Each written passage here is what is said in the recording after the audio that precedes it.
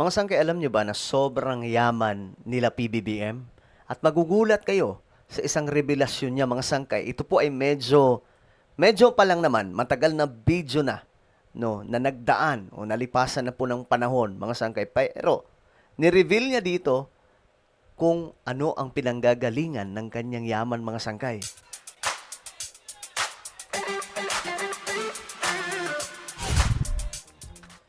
Hello guys, this is me, Sangkay Janjan. We are back dito sa ating YouTube channel. Kamusta po kayo mga kababayan?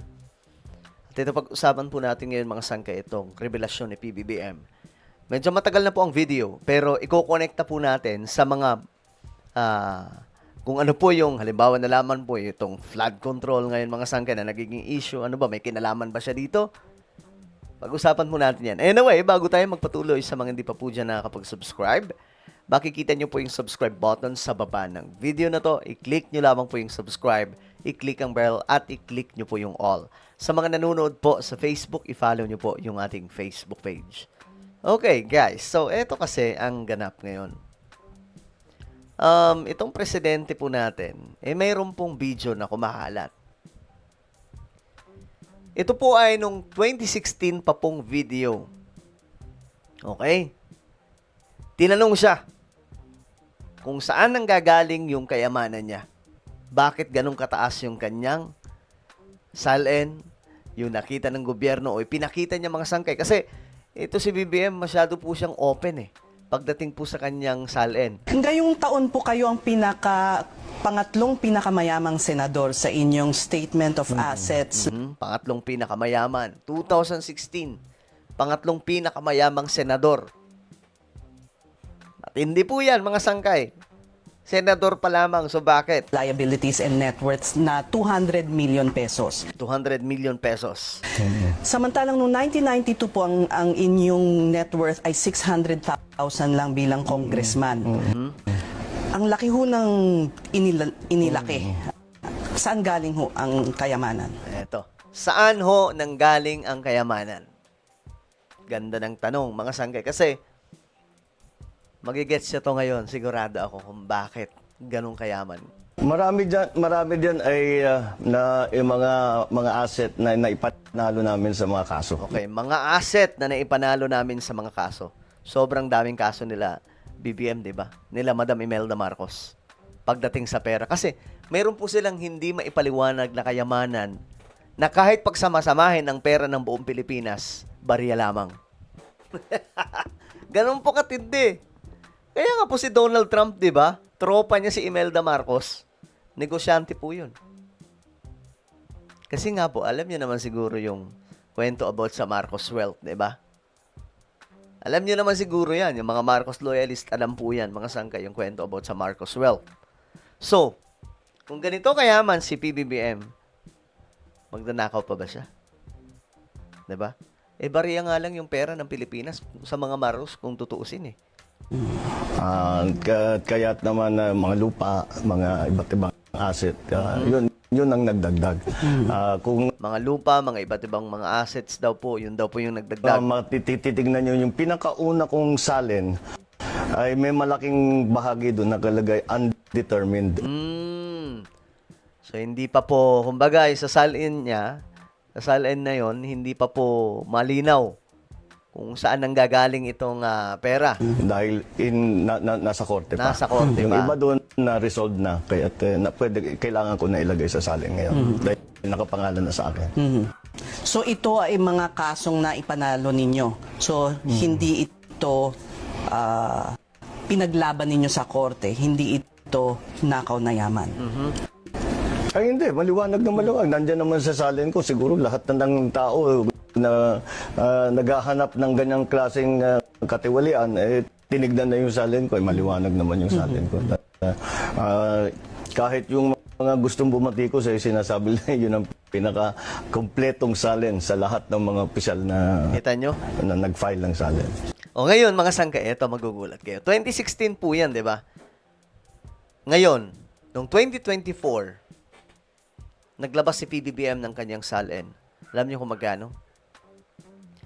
1.3 billion. Ganyan po siya kayaman. Kakailanganin pa ba niya yung maleta?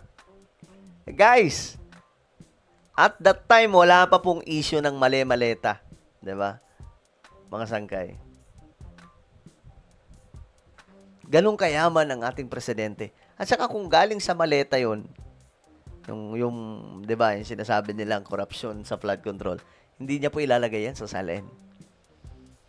Nakalagay sa SALN, ito po yung malinis mga sangkay. So saan nang gagaling to? Ayan po, 1.3 billion. Magnanakaw pa ba itong si BBM? Ganito katindi yung kanyang SALN? Yung record mga sangkay? Ang bihira. Ganun po kalala. Ngayon, eto na. Since pinag-uusapan po natin itong mga kaso na naipanalo nila na nagdagdag sa kanilang mga kayamanan, noong 1990 mga sangkay, ito po, Imelda Marcos found not guilty. Ito po ay dinilig na kaso doon po sa New York. Ang tawag po dito, the trial of the century. Kasi nga po, lumabas dito na hindi pala sila nagnakaw. Alam nyo kung saan galing yung kanilang pera? Sa Marcos Wealth. Panoorin natin to. Mismo, mga sangkay. Ito, alam nyo na to. Itong interview na to, mismong si Mel Tiangco inagulat 12 years ago. Dito sa gym, sa likod ng bahay nakatago, ang mga dokumentong nagpapatunay raw na not guilty ang pamilyang Marcos tungkol sa questionableng mga kayamanan. Tingnan nyo mga sangkay, kayamanan. Itong mga dokumento ang nagpapatunay na sila PBBM ay hindi nagnakaw.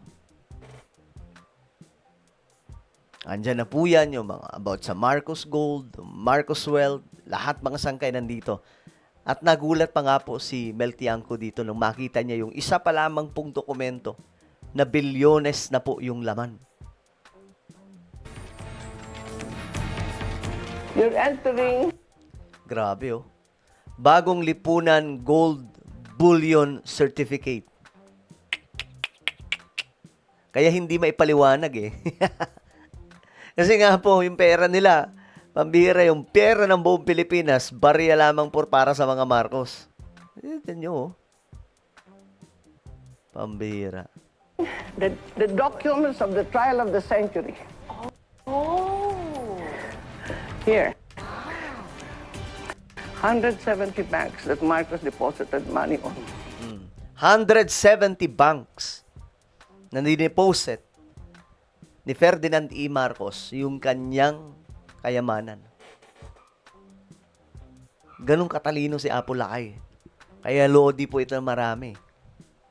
Doon niya po inilagay. Ito po ay na nga po, Marcos Wealth, mga sangkay. Itong nakikita natin kay PBBM, yung SALN, wala pa yan sa katotohanan Kung tutuusin, itong patunay. Just to show you the bill of lading. How much is 240 million Akala niya milyon. Isa pa lamang po yan Akala po niya milyon. dollars.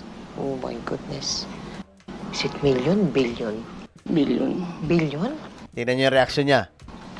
240 billion? Only one. Napabuntong hininga siya Billion US dollar. 200 billion US dollar. Ganyan po kalala. Isa pa lamang po yan, mga sangkay. And these are plenty of shipments. Ang dami niyan. So, isa po si Mel Tiangco sa witness, mga sangkay tungkol dyan. Patunay lamang na hindi magnanakaw si BBM. Galit pa nga po siya sa magnanakaw. Kaya nga po mga sangkay, itong mga involved sa flood control ngayon, 'di ba? Hinahabol nila. Pinagdanakawan po ang bayan